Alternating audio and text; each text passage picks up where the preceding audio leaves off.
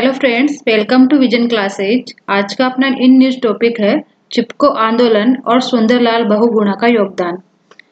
यह पर्यावरणविद थे। इनका जन्म 9 जनवरी 1927 को और निधन हुआ 21 मई 2021 को। आइए उन बिंदु पे विचार कर लेते हैं जिनकी हम चर्चा करने वाले हैं। सबसे पहले देखेंगे खबर क्या है, उसके बाद चिपको आंदोलन के बारे में पढ़ेंगे, फिर सुंदरलाल बहुगुणा के बारे में पढ़ेंगे और चिपको आंदोलन की पृष्ठभूमि देखेंगे। इसमें सुंदरलाल बहुगुणा का योगदान क्या था यह पढ़ेंगे और सबसे अंत में देखेंगे आंदोलन की उपलब्धियां। आइए जान लेते हैं खबर क्या है। चिपको आंदोलन एक पर्यावरण रक्षा का आंदोलन था। इस आंदोलन की शुरुआत 1970 में भारत के प्रसिद्ध पर्यावरणविद सुंदरलाल बहुगुणा, कॉमरेड गोविंद सिंह रावत, चंडी प्रसाद भट्ट तथा श्रीमती गौरा देवी के नेतृत्व में हुई थी। चिपको आंदोलन के नेता और विश्व प्रसिद्ध पर्यावरणविद सुंदरलाल बहुगुणा का कोरोना वायरस के चलते निधन हो गया है। सुंदरलाल बहुगुणा के बारे में जान लेते हैं। इन्होंने हिमालय की ढलानों पर वृक्षों की रक्षा के लिए चिपको आंदोलन की शुरुआत की।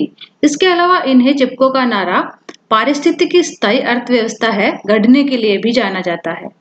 भागीरथी नदी पर टिहरी बांध के खिलाफ अभियान चलाया, जो विनाशकारी परिणामों वाले एक मेगा परियोजना है।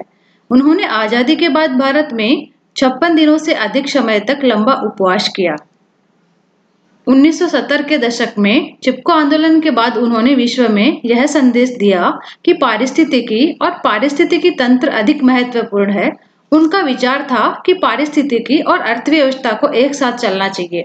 उन्हें वर्ष 2009 में पद्म विभूषण से सम्मानित किया गया था। आइए चिपको आंदोलन के बारे में जान लेते हैं।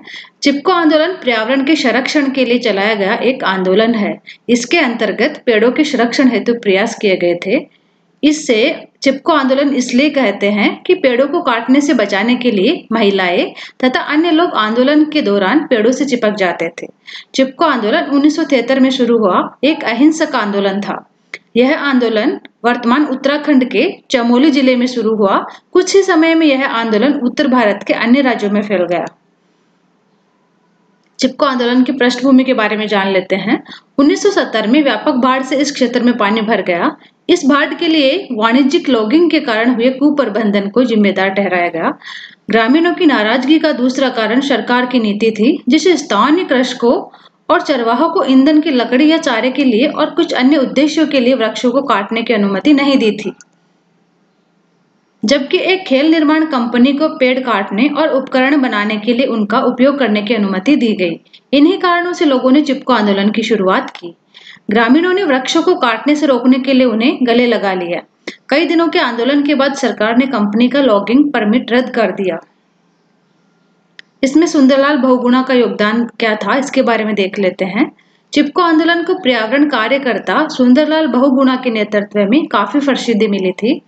बहुगुणा ने अपना जीवन जंगलों और हिमालय पहाड़ों के विनाश के विरोध में ग्रामीणों को समझाने और शिक्षित करने में बिताया। यह बहुगुणा का ही प्रयास था कि तत्कालीन प्रधानमंत्री इंदिरा गांधी ने पेड़ काटने पर प्रतिबंध लगा दिया। अभी जान लेते हैं आंदोलन की उपलब्धियां। आंदोलन के परिणाम स्वरूप सरकार ने यह आदेश निकाला कि समुद्र तल से 1000 मीटर से अधिक ऊंचाई वाले क्षेत्रों में 15 वर्षों तक पेड़ों की कोई कटाई नहीं की जाएगी। इससे वनों के संरक्षण व विकास में सहायता मिली।